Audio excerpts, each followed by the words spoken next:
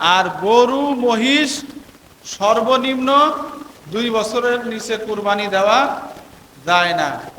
গরু ছাগল ভেড়া দুম্বা এগুলি সর্বনিম্ন 1 বছর, সর্বনিম্ন 1 বছর। তবে যদি 6 মাসের মধ্যে হৃষ্টপুষ্ট হয়, দেখতে অনেক ভালো মনে হয়, ওই প্রাণী কুরবানি করা যাবে, ওই প্রাণী দিয়ে কুরবানি দেওয়া যাবে।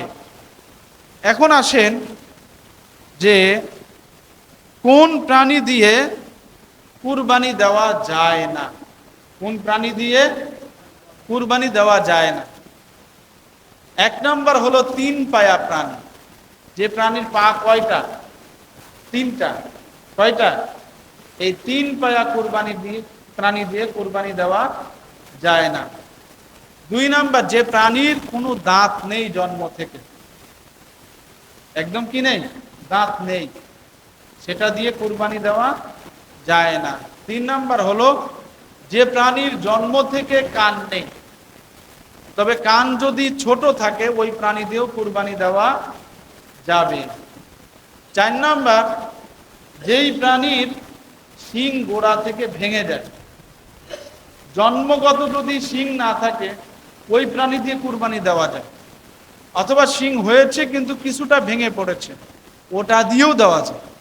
কিন্তু যেই প্রাণীর হয়তো মারামারি কোনো কারণবশত একবারে গোড়া থেকে শিং ভেঙে গিয়েছে, ওই প্রাণী দিয়ে কুরবানি দেওয়া যাবে।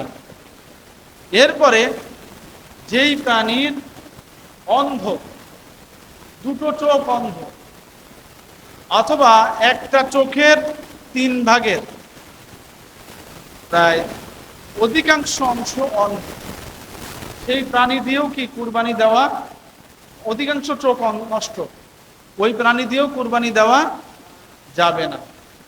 কান এবং লেজ 1/3 তার যদি বেশি মানে কাটা থাকে অথবা নষ্ট থাকে, ওই প্রাণী দিয়েও কুরবানি দেওয়া যায় না। তারপরে যেই প্রাণী ভালোভাবে হেঁটে সে কুরবান গাহে যেতে পারে না, মানে যেখানে কুরবানি দেওয়া হবে সেখানে যেতে পারে না, ওই প্রাণী দিয়েও কুরবানি দেওয়া যায় না। ঠিক আছে? এখন বন্দা প্রাণী দিয়ে কুরবানি দেওয়া যায়, বাচ্চা হয় না। আবার বন্দা প্রাণীতে কুরবানি দেওয়া জায়েজ আছে, আবার গর্ভবতী প্রাণীও কুরবানি করা জায়েজ, কিন্তু এটা হলো অমানবিকতা। এই জন্য গর্ভবতী প্রাণী দিয়ে কুরবানি দেওয়া যাবে না। তার পেটে বাচ্চা আছে, সন্তান ভূমিষ্ঠ হোক, তারপরে সময় সুযোগ করে যদি নিয়ত থাকে কুরবানি দিতে পারবে। এটাই হলো মাসালা। তাহলে আমরা জানলাম হলো কোন কোন প্রাণী দিয়ে কুরবানি দেওয়া যায় না। এখন কুরবানি আমরা নামে দেই, তাই না? বাবার নামে দেই, ভাইয়ের নামে দেই, মৃত ব্যক্তির নামে দেই, আল্লাহ রসুলের নামেও দেওয়া যায়। আসলে এটা নাম না, এটাকে বলে পক্ষ। এটা হলো কি?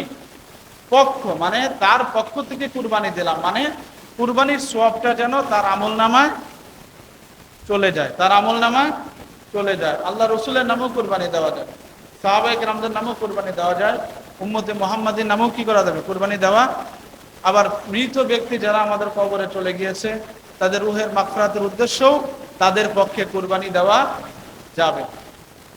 এখন কুরবানির ভাগ, এটা আমরা সবাই জানি যে গরু মহিষ উট এগুলিতে সর্বোচ্চ 7 ভাগ, 1 থেকে 7। আপনি এই 7 ভাগে বেঁধেও দিতে পারেন, আবার জোরেও দিতে পারেন। আপনি 2 ভাগও দিতে পারেন, 3 ভাগও দিতে পারেন, 4 ভাগও দিতে পারেন, 5 ভাগও দিতে, কিন্তু 7-এর উপরে যাবে না। হাদিসে এই মাসালাটা এসেছে হুদাইবিয়ার সন্ধির সময় সাহাবায়ে কেরামদের কুরবানি থেকে। কিন্তু ছাগল ভেড়া দুম্বা এইগুলিতে কোনো শরিকানা চলে না, এগুলিতে কোনো শরিকানা কি চলে না। এগুলি কয় ভাগ? 1 ভাগ। ধরে বলেন কয় ভাগ? 1 ভাগ। তবে অনেকেই আকিকা দেয়, দেয় না?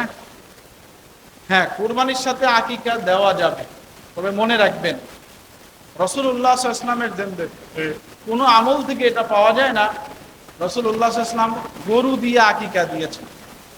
কাবসা হাদিসে আছে যে রাসূলুল্লাহ সাল্লাল্লাহু আলাইহি ওয়াসাল্লাম রাসূলুল্লাহ সাল্লাল্লাহু আলাইহি ওয়াসাল্লাম আকিকা দিলেন হাসান এবং হুসাইনের দুইটা করে ছাগল।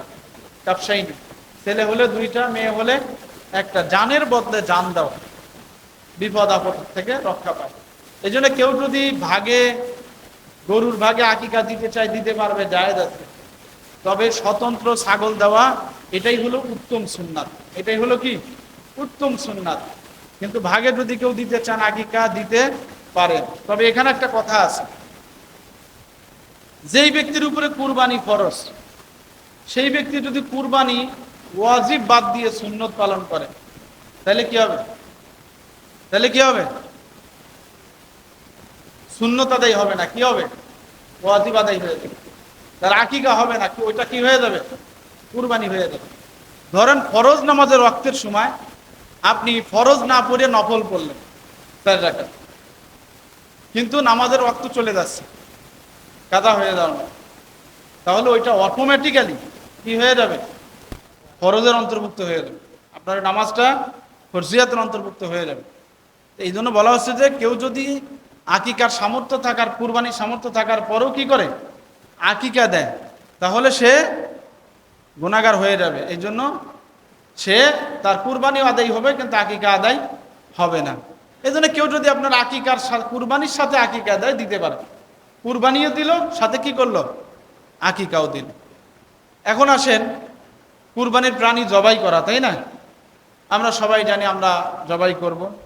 জবাই করার আগে আমাদের দেশে বেশিরভাগ হুজুররাই করে, আমরা উত্তমতার আশায় হুজুর করে আমরা কিছু হাদিয়া দিই, দেবেন, এটাও জায়েজ আছে এবং দরকার। উলামায়ে কেরামদের দোয়া আছে, ইন্নী ওয়াজহাতু ওয়াজহিয়া লিল্লাযী ফাতারাস সামাওয়াতি ওয়াল আরদা হানিফা ওয়া মা আনা মিনাল মুশরিকিন, তাই না? এই দোয়া পড়ার পরে আল্লাহুম্মা মিনকা ওয়া লাকা, আল্লাহুম্মা মিনকা ওয়া লাকা, এটা পড়া, ঠিক আছে? তারপরে বিসমিল্লাহি আল্লাহু আকবার, বিসমিল্লাহি আল্লাহু আকবার সবাই বলতে হবে। যে জবাই করবে সেও বলবে, যারা সেখানে উপস্থিত থাকবে তারাও বলবে।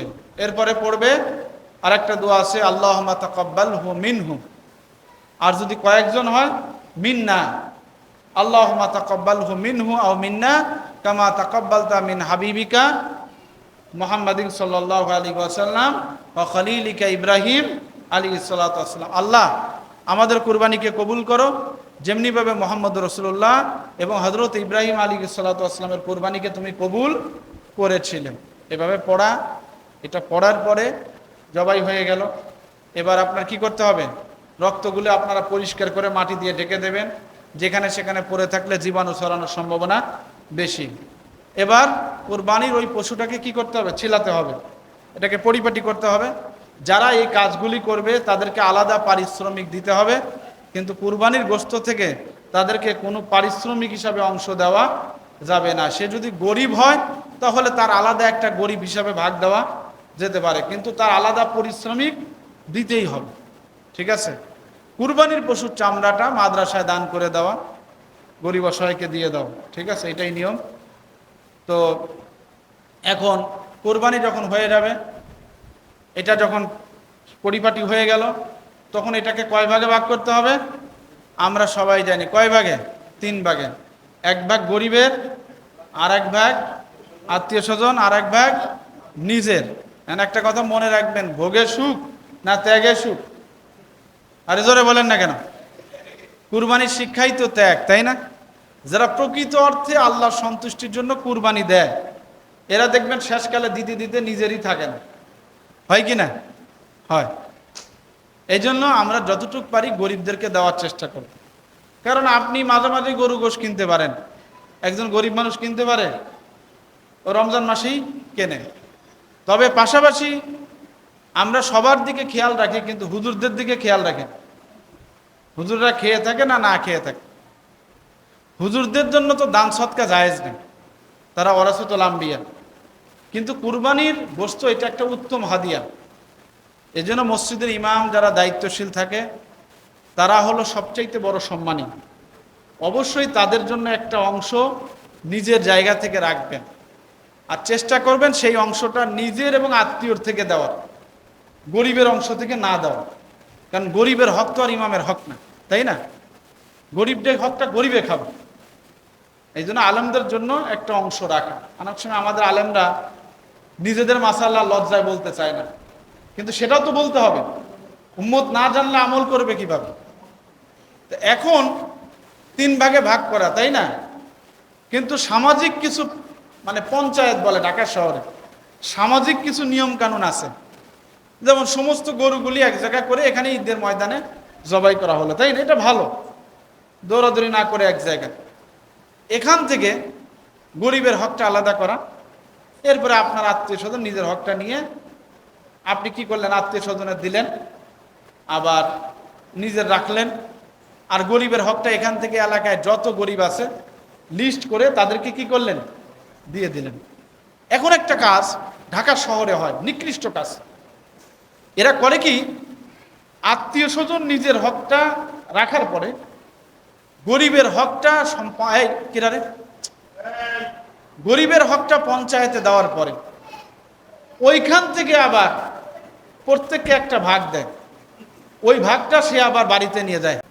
এখন উনি বাড়িতে নিয়ে যাক, আমি দোষের মনে করি না, কিন্তু আমি বলবো আপনি যদি বাড়িতে নিয়ে যান ওই অংশটা গরিবের হক, গরিবকে দিয়ে দিয়েন, নিজে রেখে দিয়েন না। গোস্ত ভাগের মাসালাটাও আমরা জানলাম, তাই না? আশা করি আমাদের কুরবানি সংক্রান্ত মাসালা যথেষ্ট জানা হয়ে গিয়েছে, তাই না? আশা করি তারপরে যদি একান্ত কারো কিছু জানার থাকে ইনশাল্লাহ সেটা আপনারা পার্সোনালি জেনে নেবেন।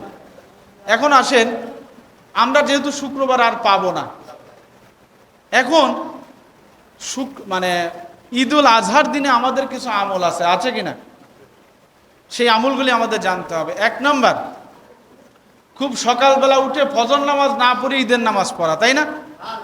হ্যাঁ, কি বলেন? আজকাল তো মুসল্লিরা এইরকমই, ফজর নামাজ পড়ে না, ঈদের নামাজে সবার আগে যায় নামাজ নিয়ে দেয়, আছে না উপস্থিতি? তাহলে সকালবেলা ফজর নামাজ পড়া, কি করা, তারপরে মেসওয়াক করা, তারপরে গোসল করা, তারপরে ভালো পোশাক পরা। নতুন পোশাক শর্ত না, আমাদের তো এখন কালচার হয়ে গেছে, ঈদ আসলে বাচ্চাদের পরিবারদেরকে 20-30 হাজার টাকার মার্কেট করে দিতে হবে। গরিবের হক দেয় না, কোরবানি দেয় না, হ্যাঁ, কিন্তু বাচ্চাদের মার্কেট ঠিকই করে। যে পোশাক আছে সেটা পরিপাটি করে পরা। তারপরে সুগন্ধি ব্যবহার করা। কি ব্যবহার করা? আতর। মুসলমান যেখান দিয়ে যাবে বেদিনরা বুঝতে পারবে যে ওইখান দিয়ে মুসলমান গেছে। দেখবেন অন্য ধর্মাবলম্বী, নাম বলবো না, ওরা যেখান দিয়ে যায় ওদের গায়ের একটা গন্ধ ওইখান দিয়ে থাকে, আমি দেখছি। তাহলে বোঝা যায় অবশ্যই তারা ধর্মের দৃষ্টিকোণ থেকে কিছু ব্যবহার করে। কিন্তু আমরা মুসলমান, আমাদের আতর রাখা সুন্নাত। আল্লাহ রসুল যে রাস্তা দিয়ে যেতেন 0.5 কিলোমিটার পর্যন্ত আতরের ঘ্রাণ আসতো, আমরা আতর রাখি না। আল্লাহ রসুল সবসময় আয়না রাখতেন, চিরুনি রাখতেন, আতর রাখতেন। এই জন্য ঈদের সময় ইনশাল্লাহ কেউ আতর কিনা ছাড়া থাকবো না। একটা আতর যদি কিনি তাহলে কিছুদিন ব্যবহার করা হয়ে গেল, তাই না? এই জন্য আতর ব্যবহার করা, সুগন্ধি ব্যবহার করবেন। তারপরে সকালবেলা ঈদের নামাজে আসেন। রাসূলুল্লাহ সাল্লাল্লাহু আলাইহি ওয়াসাল্লাম ঈদুল আজহার নামাজ সূর্যোদয়ের 1 ঘন্টার মধ্যে পড়ে ফেলতেন, আর ঈদুল ফিতরের নামাজ সূর্যোদয়ের 1.5 ঘন্টার পরে পড়তেন। ঈদুল আজহার নামাজে রাসূলুল্লাহ সাল্লাল্লাহু আলাইহি ওয়াসাল্লাম ঈদুল ফিতরের নামাজে কিছু খেয়ে ঈদের নামাজে যেতেন। সেটা হলো বেজোড় সংখ্যায় খেজুর খাওয়া, 3টা, 5টা, 7টা। আর ঈদুল আজহার নামাজে রাসূলুল্লাহ সাল্লাল্লাহু আলাইহি ওয়াসাল্লাম সাহাবায়ে কেরাম কোনো কিছু খেয়ে তারা ঈদের ময়দানে যেতেন না, না খেয়ে যেতেন। দ্রুত ঈদুল আজহার নামাজ পড়ে যত দ্রুত সম্ভব কুরবানি করে সেই কুরবানির গোশতকে গ্রহণ করা, এটাই হলো বরকতের। সুবহানাল্লাহ বলেন। এই জন্য আমরা ঈদুল আজহার নামাজে তাড়াতাড়ি আসবো, ঈদুল আজহার নামাজটা তাড়াতাড়ি পড়ার চেষ্টা করব। এক রাস্তা দিয়ে আসবো আর এক রাস্তা দিয়ে যাব। আর আসার সময় পড়বো কি, আল্লাহু আকবার, আল্লাহু আকবার, লা ইলাহা ইল্লাল্লাহ, আল্লাহু আকবার, আল্লাহু আকবার, ওয়ালিল্লাহিল হামদ। মাথা নিচু করে আসবো, মাথা নিচু করে আসবো। আর ঈদের ময়দানটাকে আমরা মনে করব হাজিদের জন্য আরাফার ময়দান যেমন ক্ষমার ময়দান, অনুরূপভাবে ঈদের ময়দানটা হলো মুমিনদের জন্য ক্ষমার ময়দান। কথা বলেন ঠিক কিনা? ঈদের ময়দানে সারা দুনিয়ার ইমানদারেরা যখন ঈদের ময়দানে যাবে, সারা দুনিয়ার ইমানদারদেরকে আল্লাহ পাক ঈদের ময়দান থেকে নিষ্পাপ করে বাড়িতে ফেরাবে। সুবহানাল্লাহ। হাদিসে আসছে, আমি এইগুলা ঈদের দিন বলবো, তারপর শুধু একটা হাদিস বলছি যে ঈদের দিন শয়তান অনেক জোরে চিৎকার দেয়। আশ্চর্য হয়ে যায় যে কিরে শয়তান এত জোরে চিৎকার দেয় কেন? এই শয়তান তুমি চিৎকার কেন দাও? কয় যে আমি এত কষ্ট করে আল্লাহর বান্দাদেরকে গুমরা করেছিলাম, পথভ্রষ্ট করেছিলাম, আজকে ঈদের ময়দানে আল্লাহ তার সমস্ত বান্দাদেরকে মাফ করে দিল। সুবহানাল্লাহ বলেন না? আমার চেষ্টা করে কি হলো? ঈদের ময়দানে আসার পরে আমরা মুসাফা করব, কোলাকুলি করব, একে অপরকে ক্ষমা করার মানসিকতা রাখব। হাদিসে আল্লাহ রাসূল বলেন গফারা গুফিরা, যে ক্ষমা করে সে ক্ষমা পায়, যে ক্ষমা করে সে ক্ষমা। আমি যদি আমার আরেক ভাইকে ক্ষমা করি, আল্লাহ আমাকে কি করবেন? ক্ষমা করবেন। এরপরে ঈদের ময়দানে আমরা ওলামায়ে কেরামদেরকে কিছু হাদিয়া দেই। স্বাভাবিক, দুই ঈদে আলেমদের একটু হাদিয়া দেই। হাদিয়া তাহাদাও তাহাবু, আল্লাহ রাসূল বলেন তোমরা একে অপরকে হাদিয়া দাও, কারণ হাদিয়ার মাধ্যমে মহব্বত ভালোবাসা কি হয়? গভীর হয়, তাই না? আমি বলতেছি না শুধু হুজুরদের হাদিয়া দেওয়া, সবাই সবাইকে হাদিয়া দেওয়া। রাসূলুল্লাহ সাল্লাল্লাহু আলাইহি ওয়াসাল্লামকে কাছে সাহাবায়ে কেরাম আল্লাহ রাসূলকে অধিক পরিমাণে হাদিয়া দিতেন, আবার আল্লাহ রাসূল সেগুলি অন্যকে দিয়েও দিতেন। ঈদের দিন আসলে আমরা আমাদের সন্তানদেরকে কিছু টাকা পয়সা দেই, তাই না? বাবা বয়স্ক হলে তাকে কিছু দেবেন। আলেমদেরকেও আপনারা ঈদের নামাজে কিছু হাদিয়া দেন, যারা দায়িত্বশীল থাকে তাদেরকে হাদিয়া দেবেন। তবে হাদিয়ারে আপনার অসহায়ত্ব মনে করবেন না। সেটা আমি কেন বলছি? আমাদের দেশে একটা কালচার, আমি মনে করি এটা চেঞ্জ হওয়া দরকার, তবে একদিনই তো হবে না, আস্তে আস্তে হবে। সেটা হলো যে গামছাই করে টাকা উঠানো। সবচেয়ে উত্তম হলো আপনি আলেমের সাথে মুসাফা করবেন, ইমাম সাহেব আপনি মুসাফা করে নিজ হাতে তাকে কিছু পারলে দেবেন, হ্যাঁ? আর চেষ্টা করবেন আপনি সামর্থ্য অনুযায়ী একটু বেশি দেওয়ার। আপনি যে 10 টাকা হাদিয়া দিচ্ছেন, এটা কি আসলে সেটাকে মানায়? তিনি তো আর অসহায় না, সে কোনো অসুস্থ হয়ে গেছে এই জন্য 10 টাকার কালেকশন করা হচ্ছে না। এই জন্য আপনার মনে কষ্ট পাইলেন? এই কালচারটা চেঞ্জ হওয়া দরকার। এই জন্য আমি বলি আপনার এটা হোক, একদিনে তার সিস্টেম চেঞ্জ করা যাবে না, কিন্তু যখন কালেকশনটা হয় তাদেরকে একটু চেষ্টা করবেন সম্মানজনক হাদিয়া দেওয়ার, আপনার সামর্থ্য অনুযায়ী, আপনার সামর্থ্য অনুযায়ী, অসম্মানজনক না। আল্লাহ পাক তৌফিক দান করুক, আমিন। আল্লাহ পাক আমাদেরকে মাফ করুক, সকলে বলে আমিন।